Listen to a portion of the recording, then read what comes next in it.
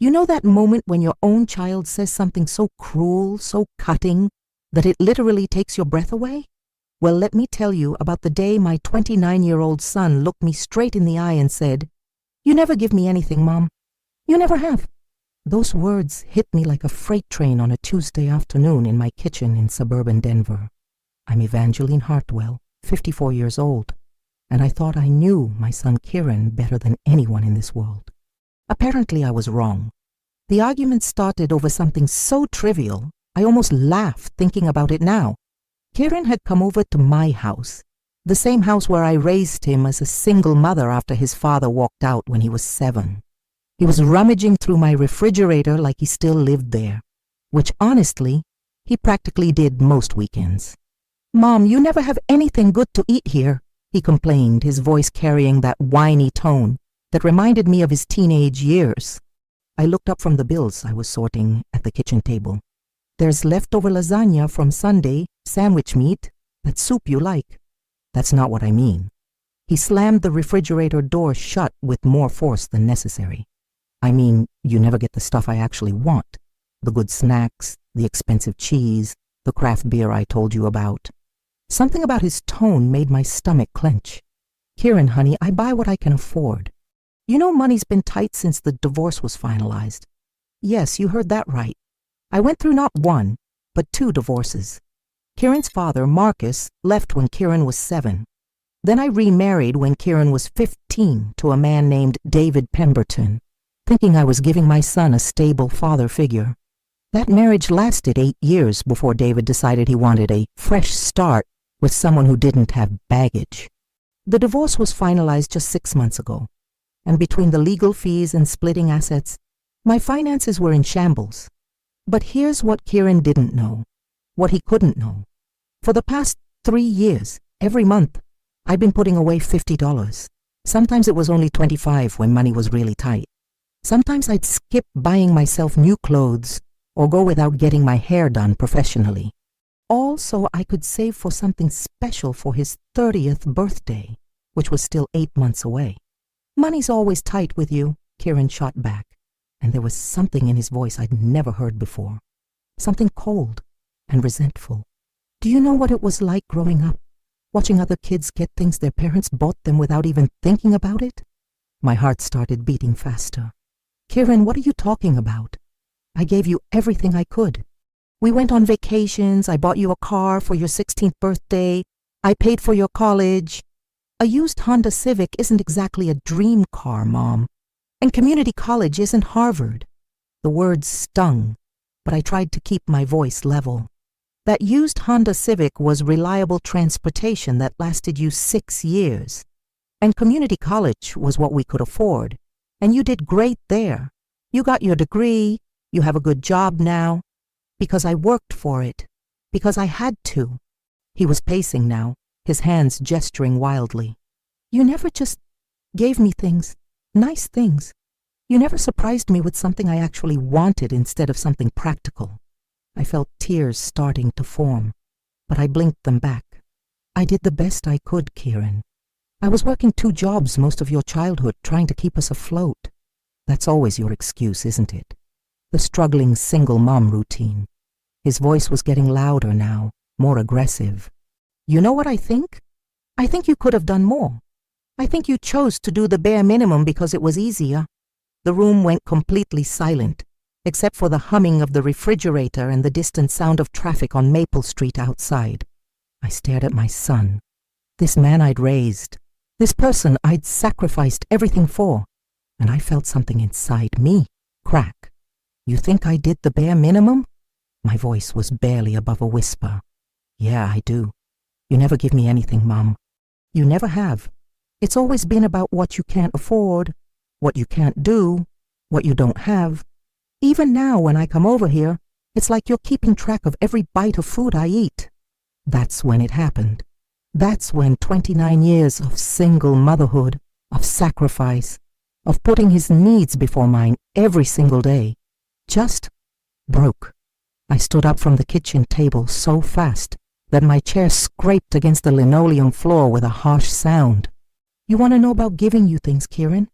My voice was shaking now, but not from sadness, from anger, pure, white-hot anger that I'd never felt toward my son before. You want to know what I've been doing for the past 3 years?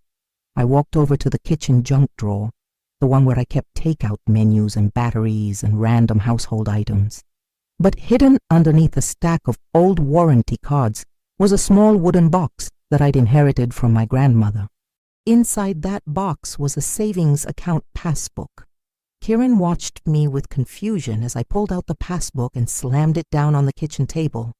$1,725, I said, my voice getting stronger with each word.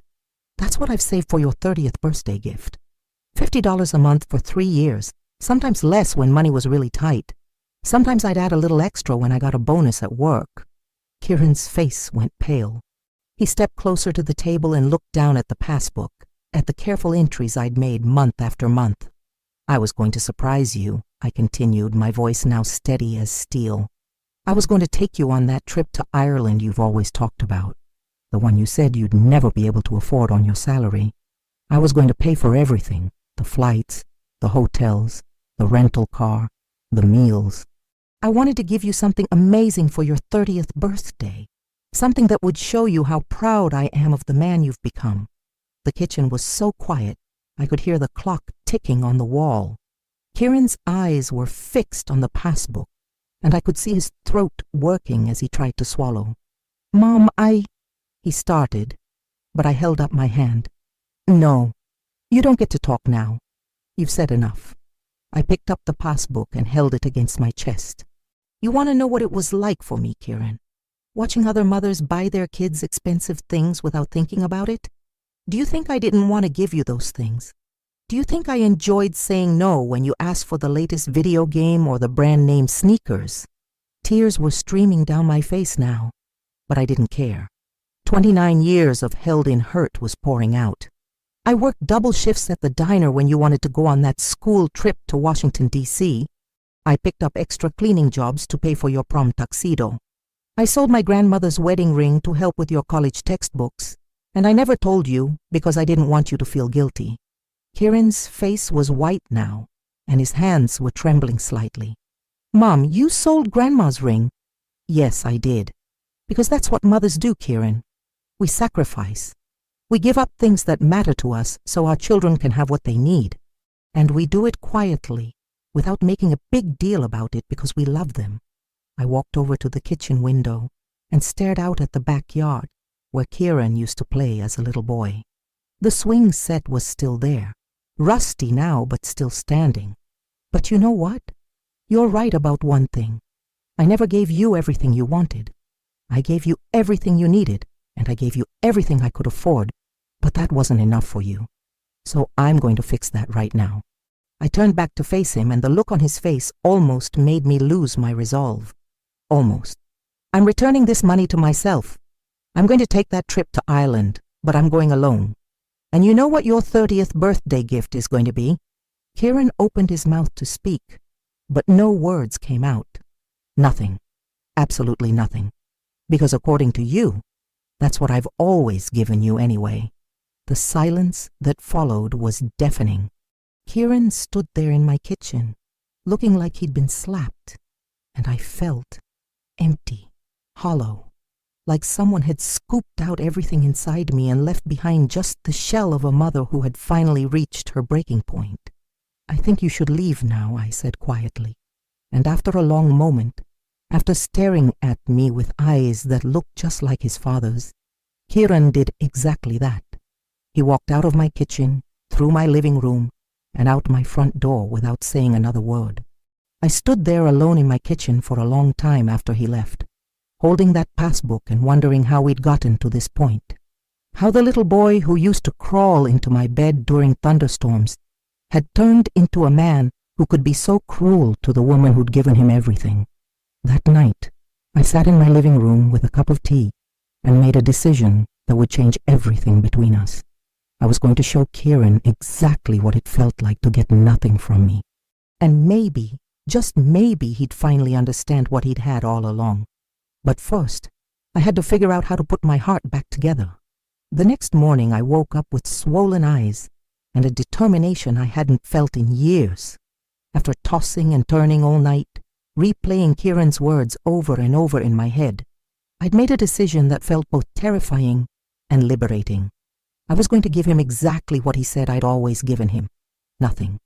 Now, before you think I'm some heartless mother, let me explain. This wasn't about punishment or revenge. This was about reality. Kieran was about to learn what nothing actually looked like. And maybe, just maybe, he'd finally appreciate what something had been all along. I started that Thursday morning by calling my bank. "Hi, this is Evangeline Hartwell. I need to close a savings account and transfer the funds to my checking account." The teller, a sweet young woman named Brielle, processed the transfer. $1,725 suddenly appeared in my checking account, money that had been earmarked for my son's dreams but was now mine again. Next, I called Kieran's apartment. He answered on the third ring, his voice thick with sleep. "Mom? Kieran, I'm calling to let you know about some changes I'm making." There was a pause. "What kind of changes?" I took a deep breath. "Well, since you've made it clear that I never give you anything, I've decided to stop pretending I do. From now on, you'll be responsible for everything in your own life." "What do you mean?" "I mean your car insurance, which I've been paying for the past 2 years while you got on your feet financially. I'm canceling my portion of that policy effective immediately. You'll need to get your own insurance by next week." I heard him sit up in bed. "Mom, wait." "I'm not finished. Your cell phone plan? The family plan you're on that saves you $60 a month? I'm removing you from that too. You'll need to get your own plan. This is ridiculous. You're being petty because of one argument." "No, Kieran, I'm being realistic. You're 29 years old, and you've been very clear that I don't give you anything anyway. So this shouldn't be a problem for you." The silence on the other end of the line stretched on for so long, I thought he might have hung up. "There's more," I continued. "The key to my house that you have? I'm going to need that back. Since I never give you anything, there's no reason for you to have access to my refrigerator or my laundry room anymore." "You're taking away my key?" His voice was smaller now, almost like the little boy I remembered.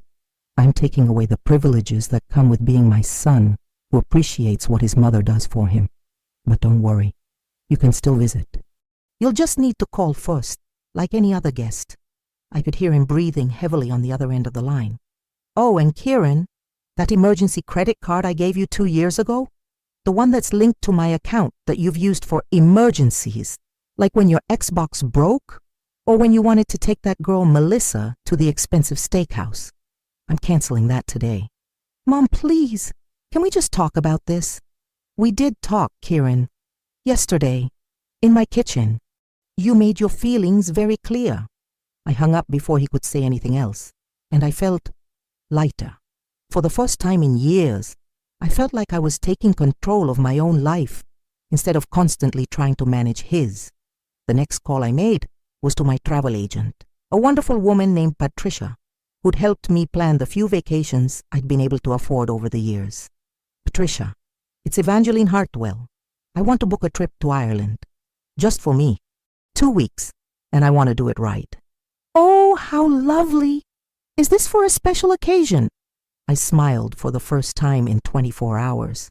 "Yes, it is. It's for me realizing that I deserve nice things too." We spent an hour planning the most beautiful trip I'd ever imagined. A week in Dublin, staying in a charming bed and breakfast in Temple Bar. Another week touring the countryside, staying in castle hotels and taking guided tours of ancient sites. The total cost was going to be $2,300, but I didn't care. I had the $1,700 from Kieran's fund, and I was going to use my tax refund to cover the rest. For the first time in my adult life, I was going to do something just for me.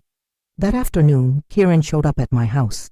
I saw him through the window, standing on my front porch, looking uncertain and younger than his 29 years.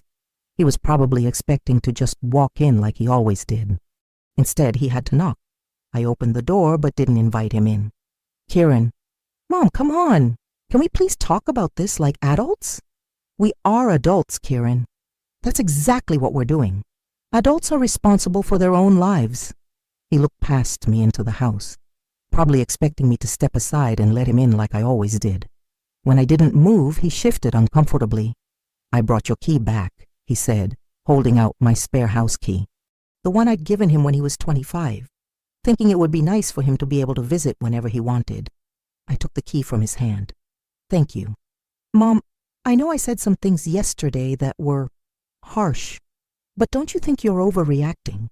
I leaned against my doorframe and looked at my son, really looked at him. Kieran was handsome, I'll give him that. He had his father's dark hair and strong jawline, but he had my green eyes. He was wearing clothes I'd helped him buy, driving a car I'd helped him maintain, and standing on the porch of a house where he'd never paid a single bill.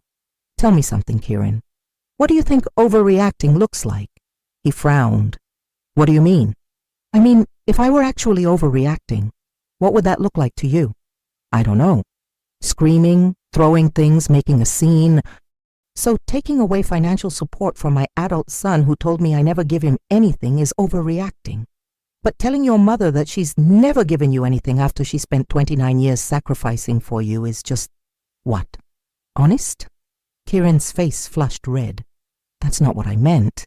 "Then what did you mean, Kieran? Because I've been thinking about this for 24 hours, and I can't figure out how to interpret 'you never give me anything' in a way that doesn't hurt." He was quiet for a long moment, staring down at his feet. I was just frustrated. About what? About, I don't know. About feeling like I'm always struggling financially. About seeing my friends get help from their parents and feeling like I have to figure everything out on my own. I almost laughed, but it came out more like a bitter cough. "Kieran, I've been helping you figure things out your entire life. Your car insurance, your phone bill, that credit card, having a key to my house so you could do your laundry here and eat my food whenever you wanted. How is that figuring everything out on your own?" His face went through several expressions: confusion, realization, shame, and then back to defensiveness. "But that's just normal stuff. That's what parents do." "No, honey, that's what parents do for children. You're not a child anymore." We stood there in my doorway for what felt like forever. The October air getting colder as the sun started to set. My neighbors were probably watching from their windows, wondering why Evangeline Hartwell was having such a serious conversation with her son on her front porch, instead of inviting him in for dinner like she usually did. "So what happens now?" Kieran asked finally. "Now you go home and figure out how to be the independent adult you clearly want to be. And I go inside and figure out how to be something other than just your mother." Something flickered across his face at that last part. Hurt, maybe, or fear. "You're still my mother." "Yes, I am. But I'm also Evangeline Hartwell, a woman who has spent 30 years defining herself by what she could do for other people. First your father, then you, then David, then you again. And I'm tired of it." I started to close the door, but Kieran put his hand out to stop it. "Mom, wait. What about my birthday? What about Christmas?" I looked at him for a long moment. "What about them? Are you going to... are we still going to celebrate them? Kieran, you just spent yesterday afternoon telling me that I never give you anything. So for your birthday and Christmas, you're going to get exactly what you said you've always gotten from me. Nothing." The look on his face broke my heart a little bit, but I held firm. "But you'll still get what you've always gotten from me that actually matters. My love, my support when you truly need it, my phone number when you want to talk. But the extras, the financial help, the free food, the emergency bailouts, those are privileges that come with treating your mother with respect and appreciation." I closed the door gently but firmly, and I heard him stand there for a few more minutes before finally walking away. That night, I did something I hadn't done in years. I made dinner just for me, not wondering if Kieran might come over and need to be fed, not making extra in case he wanted leftovers. Just me. I made a small piece of salmon, some asparagus, and a glass of good wine. I ate it at my kitchen table while looking through the Ireland travel brochures Patricia had sent over. For the first time in my adult life, I was planning something that was entirely mine, and it felt wonderful and terrifying and necessary all at the same time. The phone rang 3 times that evening. All 3 times, it was Kieran. All 3 times, I let it go to voicemail. All 3 times, he hung up without leaving a message. I was learning that sometimes the most loving thing you can do for someone is to stop doing everything for them, even when that someone is your own child. 2 weeks passed, and the silence from Kieran was deafening. No phone calls, no surprise visits, no texts asking if he could come over for dinner. It was exactly what I'd asked for, but it felt strange in a way I hadn't expected. The house seemed too quiet. I'd gotten so used to his presence, to cooking for 2, to hearing his voice complaining about work or telling me about whatever girl he was dating. Now, in the evenings, it was just me and the sound of the television. But something interesting was happening. Without Kieran constantly needing things from me, needing rides when his car was in the shop, needing money for unexpected expenses, needing emotional support for every minor setback, I was discovering who I actually was when I wasn't being his mother every minute of every day. I was Evangeline Hartwell. I liked reading mystery novels and watching cooking shows. I enjoyed taking long walks through Cheeseman Park in the mornings. I was actually pretty good at crossword puzzles. I liked trying new recipes, even if they were just for me. These were small things, maybe, but they felt revolutionary to someone who had spent 3 decades being defined by her relationships with other people. The Ireland trip planning was going beautifully. Patricia had found me the most incredible itinerary. I was going to see the cliffs of Moher, visit the Book of Kells at Trinity College, take a literary pub crawl in Dublin, and spend a night in a real castle in County Clare. I'd even booked a day trip to the Aran Islands, something I dreamed about since I was a little girl reading Irish fairy tales. I was leaving in 6 weeks, right after Thanksgiving. The timing felt perfect.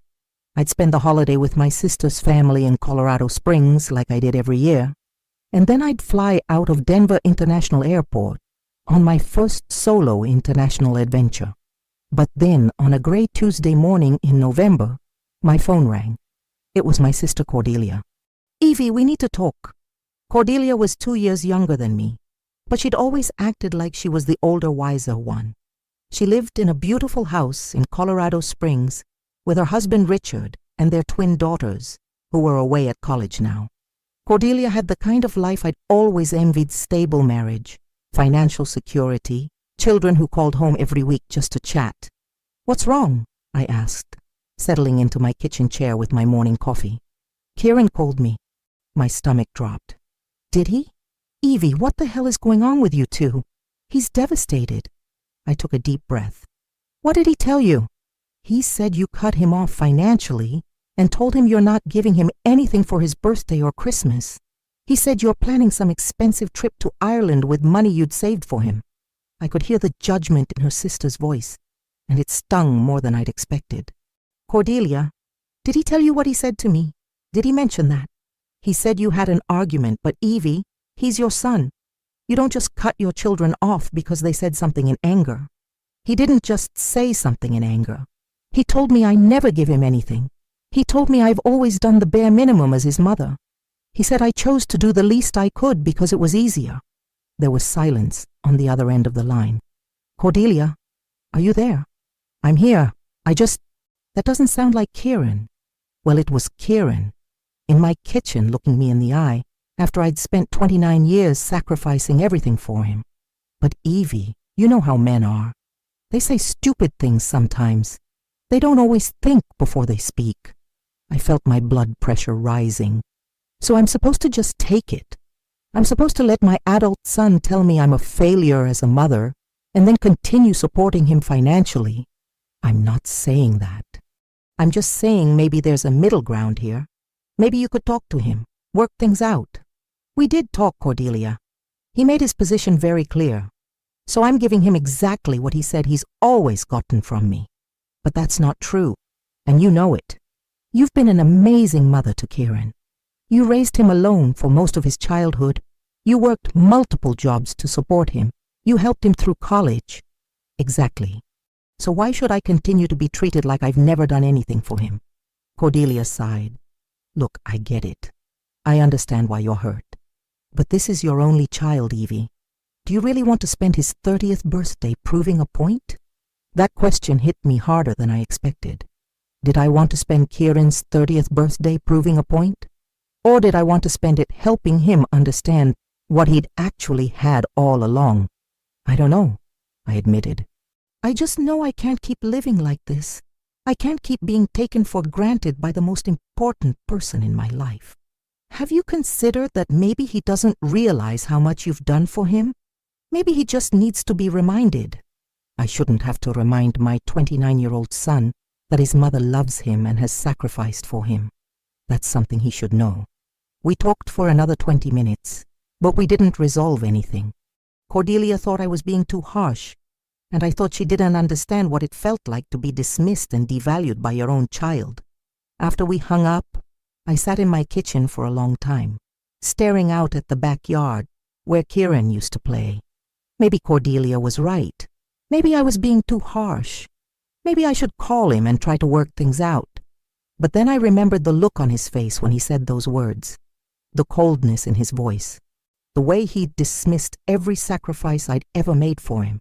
No, I wasn't being too harsh. I was being real. That afternoon I got another call. This one was from Marcus, Kieran's father. I hadn't heard from Marcus in over 2 years, not since Kieran's college graduation. Evangeline? It's Marcus. I know who it is. What do you want? Kieran called me. He's pretty upset about this situation between you two. I almost laughed. Oh, so now you're concerned about Kieran. Where was this concern for the past 22 years? Come on, Evie, don't be like that. Don't be like what, Marcus? Honest? Marcus cleared his throat. Look, I know I wasn't the best father. I know I left when I should have stayed. But Kieran is still my son, and I don't want to see him hurting. Then maybe you should have thought about that when you walked out on him when he was 7 years old. That's not fair. You want to know what's not fair? Raising a child alone for 22 years and then having that child tell you that you never gave him anything. That's not fair. Kieran told me what he said. He knows he was wrong. Did he? Did he actually tell you he was wrong? Or did he just tell you he was upset that I'm not giving him money anymore? Marcus was quiet for a moment. He said he didn't mean it the way it sounded. Then he should have said that to me, don't you think? Maybe he's just scared, Evie. Maybe he doesn't know how to apologize. He's 29 years old, Marcus. If he doesn't know how to apologize by now, that's not my fault. We argued for a few more minutes before Marcus finally hung up, probably frustrated that he couldn't charm his way into making me change my mind like he used to when we were married. But his call did make me think. Was Kieran scared? Was he embarrassed about what he'd said and didn't know how to take it back?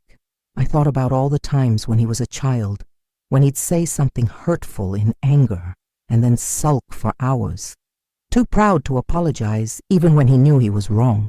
Maybe that's what was happening now, but I couldn't be the one to fix this. I'd spent his entire life making excuses for his behavior, smoothing over his mistakes, helping him avoid the consequences of his actions. If I did it now, what would he learn? That evening, I was looking through my Ireland travel brochures again when my doorbell rang. I looked through the peephole and saw a young woman I didn't recognize. She was pretty, with short blonde hair and nervous energy. I opened the door cautiously. Can I help you? Mrs. Hartwell. I'm Juniper Chen. I'm Kieran's girlfriend. I blinked in surprise. I'd heard him mention someone named Juniper a few times, but I'd never met her. In fact, it had been over a year since Kieran had brought anyone home to meet me. Oh, hello. I'm sorry to bother you, but I was hoping we could talk. About Kieran. I hesitated for a moment, then stepped aside to let her in. She was younger than I'd expected, maybe 25 or 26, and she seemed genuinely nervous. Would you like some coffee? I offered. That would be great, thank you. We sat at my kitchen table, the same table where Kieran and I had had our fight 3 weeks ago. Mrs. Hartwell, I hope you don't mind me coming here. Kieran doesn't know I'm here, and he'd probably be upset if he knew. I poured coffee for both of us. What did you want to talk about? Juniper took a deep breath. He's miserable. He's been miserable for weeks, ever since your fight. He keeps saying he ruined everything, but he doesn't know how to fix it. Did he tell you what he said to me? She nodded. He did. And Mrs. Hartwell, I just want you to know that I was shocked. I've been dating Kieran for 8 months, and all he ever talks about is how much you've done for him, how you raised him alone, how you worked multiple jobs, how you helped him through college. I felt tears starting to form. He said that all the time. He talks about how proud he is of you, how strong you are, how much he admires you for everything you've accomplished as a single mother. That's one of the things I love about him, actually, how much he loves and respects his mother. I set down my coffee cup with shaking hands. Then why did he say those things to me? I think he was feeling sorry for himself. He's been stressed about money lately, and he's been comparing himself to some of his friends who have parents who can just write checks for things. I think he was frustrated and he took it out on you. That doesn't make it okay. No, it doesn't. And he knows that. But Mrs. Hartwell, he's terrified that he's lost you forever. He keeps saying he doesn't deserve your forgiveness and that maybe you're better off without him. I wiped my eyes with a napkin. This wasn't the conversation I'd expected to have. What do you think I should do, Juniper? She looked surprised that I'd asked her opinion. I think you should let him apologize. Really apologize. Not just say he's sorry, but actually acknowledge what he did wrong and how it hurt you. And if he can't do that, then you'll know where you stand. But Mrs. Hartwell, I really think he can. I think he just needs to know that you're willing to listen. We talked for another hour. Juniper told me about her own relationship with her mother, about how they'd gone through a difficult period when she was in college, and how they'd worked through it. She told me more about Kieran, about how he talked about me, about how much he loved and missed me. By the time she left, I was more confused than ever, but I was also hopeful in a way I hadn't been in weeks. Maybe there was a way forward after all. 3 days after Juniper's visit, I made a decision. I called Kieran. He answered on the first ring, like he'd been waiting by the phone. Mom? Kieran, I think we need to talk. There was a long pause. I could hear his breathing, shaky and uncertain. Okay, do you want me to come over? Yes, but Kieran, I want you to come over as my son who has something important to say to me, not as someone who's looking for things to magically go back to the way they were before. Do you understand the difference? I think so. Good. Come over tonight. 7 o'clock sharp. And Kieran? Come prepared to have the most honest conversation we've ever had. I spent the rest of the day cleaning my house, which was absolutely ridiculous because it was already spotless, and trying to figure out what I wanted to say to him. I'd been angry for 3 weeks, but underneath that anger was a hurt so deep and raw, I wasn't sure it would ever fully heal. The kind of hurt that changes you, that makes you question everything you thought you knew about the most important relationships in your life. I kept thinking about what Juniper had said, about how Kieran talked about me when I wasn't around, how he praised me, admired me, loved me. If that was true, then how had we gotten to this place? How had the disconnect between his private feelings and his public words become so vast? At exactly 7 o'clock, Kieran knocked on my door. When I opened it, I was genuinely shocked by what I saw. He looked like he'd lost at least 15 pounds, and there were dark purple circles under his eyes that made him look older than his 29 years. His hair was longer and messier than usual, like he hadn't bothered to get it cut in weeks, and his clothes looked like he'd slept in them. This wasn't the confident, sometimes arrogant young man who had stood in my kitchen 3 weeks ago. This was someone who looked broken. Hi, Mom. Hello, Kieran. Come in. We walked into my living room, deliberately avoiding the kitchen where our devastating fight had happened. I wanted neutral territory for this conversation, somewhere that didn't carry the weight of that awful day. You look terrible, I said honestly. I feel terrible. He was sitting on the very edge of my couch, his hands folded in his lap like a child who was in serious trouble and knew it. Mom, I need to tell you something, and I need you to let me get through it all before you say anything. Can you do that? I'm listening. He took a deep, shuddering breath. I was wrong. What I said to you 3 weeks ago was wrong and cruel and completely unfair. And I'm not just saying that because I want things to go back to the way they were before.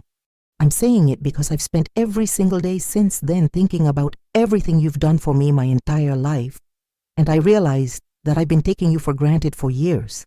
His voice was already shaky, and I could see that he was struggling not to break down completely.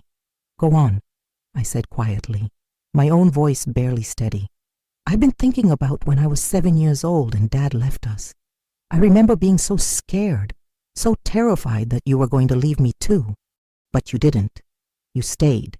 You worked those brutal double shifts at Murphy's Diner, coming home exhausted with your feet swollen and your back aching, and you never once, not even once, made me feel like I was a burden or that your life would be easier without me.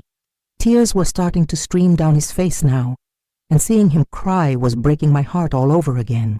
I remember when I wanted to play Little League when I was 9, and you couldn't afford the registration fee or the equipment. So you picked up those extra weekend cleaning jobs at the office building downtown, and you bought me that second-hand glove and cleats from the thrift store. You made sure they looked as good as new, and you came to every single game, cheering louder than any other parent there, even though I know you were exhausted. Kieran, no, please, let me finish. I need to say all of this.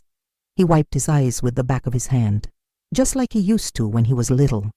I remember when I was 13, and I really wanted that expensive mountain bike for Christmas. All my friends had them, and I felt left out. You told me we couldn't afford it, but you worked overtime for 3 months and got me a really nice used one instead. You spent hours cleaning it up and making it look perfect. And I was disappointed because it wasn't brand new. I actually complained about it. My heart was aching listening to these memories, remembering how hard I'd worked to make his childhood as normal as possible, despite our financial struggles. I remember when I was 16, and I crashed the Honda Civic into that oak tree on Prospect Street. I was driving too fast, showing off for some girl whose name I can't even remember now. I was so scared to call you because I knew we couldn't afford to fix it, and I knew how hard you'd worked to buy me that car in the first place. But when you got to the scene, you didn't yell at me about the money or the stupidity of what I'd done. You just hugged me so tight I could barely breathe and said you were grateful I wasn't hurt. And somehow, you found the money to get it repaired. I was crying now too, remembering that terrifying phone call from the police, the overwhelming relief when I saw he was okay, the stress of figuring out how to pay for repairs that cost more than I made in a month. I remember when I graduated from community college, and you were sitting in the front row crying like I'd just won the Nobel Prize. You brought flowers and took pictures and told everyone around you that your son was graduating.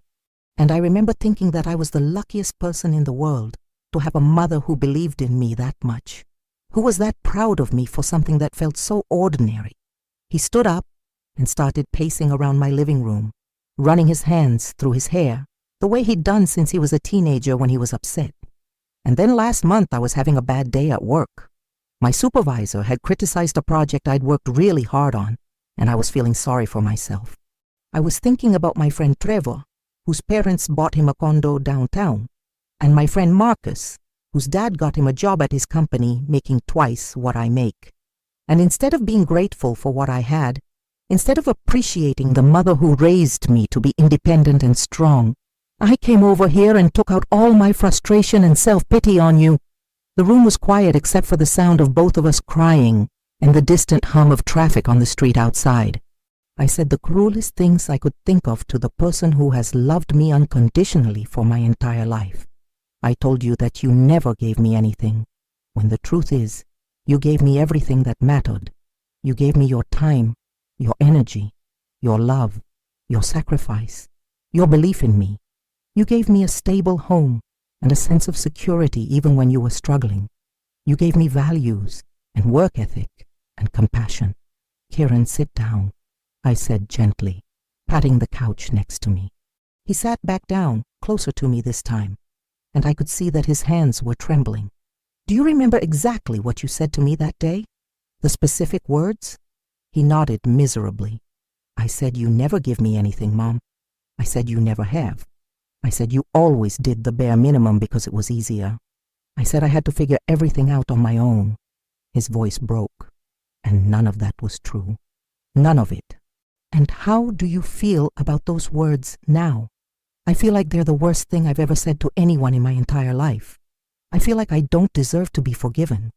I feel like I'm turning into Dad, hurting the people who love me when things get difficult. That last part hit me like a physical blow.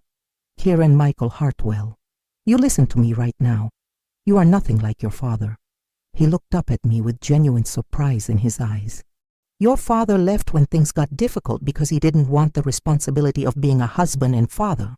He walked away from us because he was selfish and immature. You said something cruel because you were hurting and frustrated and you made a terrible mistake. Those are completely different things. But I hurt you so badly, Mom. I saw it happen. I saw your face change. I saw something break inside you, and it was my fault. I took his hands in mine, feeling how cold they were. Yes, you hurt me. You hurt me more deeply than I thought it was possible to be hurt by someone I love. But Kieran, the difference between a mistake and a character flaw is what you do afterward. What do you mean? I mean, your father made mistake after mistake and never tried to fix any of them. He never apologized, never tried to be better, never took responsibility for the pain he caused.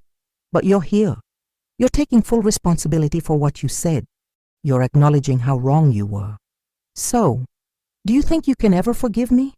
I looked at my son, this man I'd raised from a baby, this person who had broken my heart into a million pieces and was now desperately trying to put it back together, and I felt something fundamental shift inside me. I think I already have, I said quietly. The relief on his face was immediate and overwhelming. He collapsed against me like he used to when he was little and had hurt himself, and we held each other and cried for all the pain and all the healing that was happening between us in that moment. Mom, I want you to know that I understand why you did what you did. Taking away the car insurance and the phone plan and the house key and everything else. I needed to understand what it actually meant to not have your support. And did you understand? He laughed, but it sounded shaky and emotional. Oh yeah, having to pay for my own car insurance was a huge wake-up call. Do you know I had no idea how much research you'd done to find me the best rate? And trying to figure out a phone plan on my own made me realize how much time and effort you'd put into making sure I had good service at a price I could afford. What else did you learn? I learned that I've been taking advantage of your generosity for years without even realizing it. I learned that having a key to your house isn't a right that comes with being your son. It's a privilege that should be earned and appreciated. I learned that coming over here and eating your food and doing my laundry whenever I wanted wasn't just convenient for me. It was costing you money that you didn't have a lot of. I pulled back to look at him directly. And I learned that the reason I was able to save money for things I wanted was because you were quietly covering so many of my basic expenses. I wasn't being financially independent like I thought I was. I was being financially subsidized by my mother, and I was too selfish to even acknowledge it. So what do you want to do about all of that now? Kieran took a deep breath and sat up straighter. I want to earn back your trust. I want to prove to you that I can be grateful instead of entitled. And I want to make absolutely sure you know how much everything you've ever done for me means to me. How do you plan to do that? Well, first, I want to pay you back for all the months of car insurance and phone bills you covered while I was supposedly getting on my feet financially. I calculated it out, and it's about $800 over the past 2 years. I started to protest, but he held up his hand. Please, Mom, I need to do this. I need to take financial responsibility for all the help I took for granted. I nodded slowly. Okay. Second, I want to earn back the privilege of having a key to your house. I don't want you to give it back to me because you feel sorry for me or because enough time has passed. I want you to feel completely comfortable giving it back to me because I've proven that I deserve that level of access to your life. And third, I want to do something big for you, something that shows you how much I appreciate everything you've sacrificed for me over the years. Kieran, you don't have to do anything big. You don't have to prove anything to me. Yes, I do. Mom, you saved $1,700 for my 30th birthday trip. Money you could have used for yourself. Money you probably needed for your own expenses. But you saved it for me, Because you wanted to give me something special and memorable. That's what mothers do for their children. No, Mom, that's what exceptional mothers do. Most mothers love their children, but not all mothers sacrifice their own financial security to save up for their adult child's dream vacation. And I want to give you something exceptional back. I wiped my eyes with a tissue. What did you have in mind? I want to pay for your trip to Ireland. I blinked in complete surprise.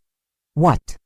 I know you already booked it for yourself, and I think you should absolutely go and have the most amazing time.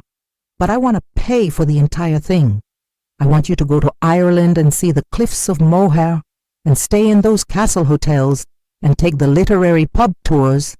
And I want you to know that every single moment of that trip is my gift to you. Kieran, that's $2,300. I know exactly how much it costs, and I know it's going to take me a while to save up that much money, especially now that I'm paying for my own car insurance and phone bill and all the other expenses I should have been handling myself. He smiled a little, and for the first time in weeks, it looked genuine. But I'll get there. Even if it takes me 6 months or a year, I want to do this for you. I felt fresh tears coming. But why? Why would you do something that expensive for me? Because you deserve it. Because you've given me everything that truly matters in life.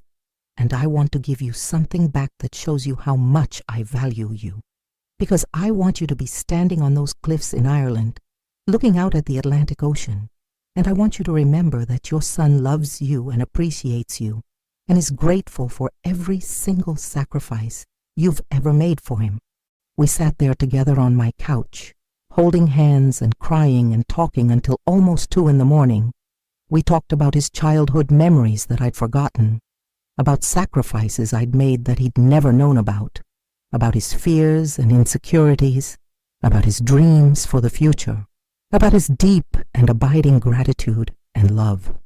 By the time he finally left that night, something fundamental had changed between us. We weren't going back to the way things were before our fight. That would have been impossible. Instead, we were moving forward to something new and healthier and more honest and respectful. 2 days later, Kieran showed up at my door with a check for $800 and a handwritten letter that was 4 pages long, detailing every memory he had of me, supporting him, sacrificing for him, believing in him, and loving him unconditionally. I sat at my kitchen table and cried, reading every single word, because it was clear that he truly understood, maybe for the first time in his adult life, what I had given him. The following week, he brought back my spare house key, not because I had asked for it, but because he said he wanted to earn the right to have it again through his actions and attitude. And over the next 8 months, he saved every extra penny he could, working overtime shifts and taking on freelance projects and cutting every unnecessary expense from his budget until he had saved enough money to pay for my entire Ireland trip.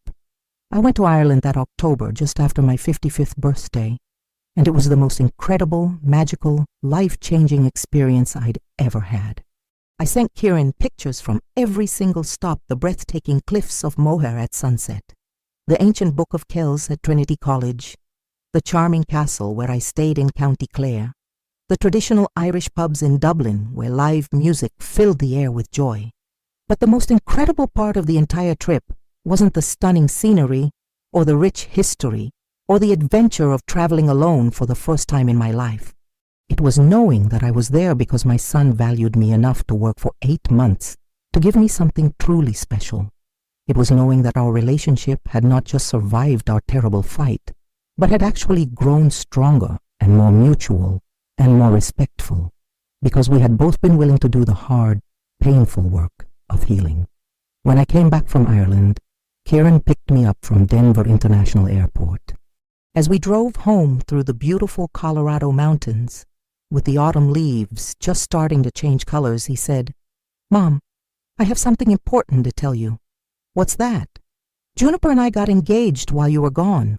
I turned to look at him, and he was grinning like a little boy who had the best secret in the world. "She said yes last weekend.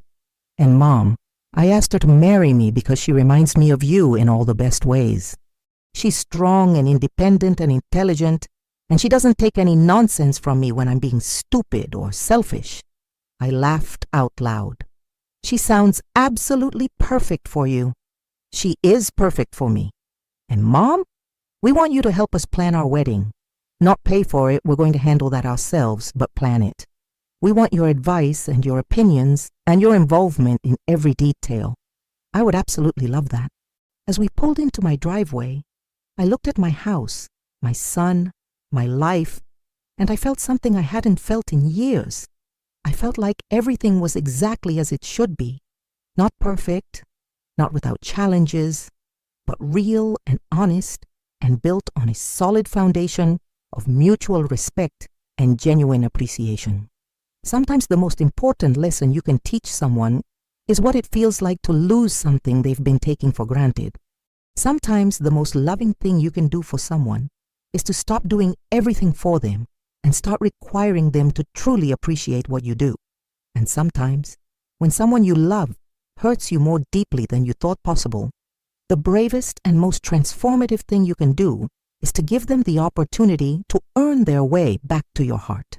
Kieran is 31 years old now. He's married to Juniper, and they're the parents of my beautiful granddaughter, Maeve Rose, who just turned 2.